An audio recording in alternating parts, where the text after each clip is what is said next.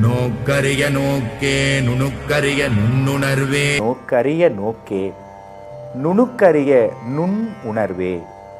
மிக நுண்மையான உணர்வு பொருளாக சிவம் நிறைந்திருக்கிறது.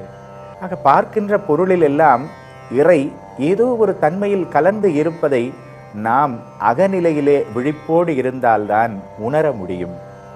நம்மை நோக்கி வருகின்ற இன்பமோ துன்பமோ நமக்கு ஒரு அனுபவ பாடத்தை கற்றுக் கொடுப்பதற்காகத்தான் வருகிறது. நம்மை சிரிக்க வைப்பவர்களோ அழ வைப்பவர்களோ நம்மை ஏதோ ஒரு வகையில் பக்குவப்படுத்துகிறார்கள் என்பதுதான் உண்மை.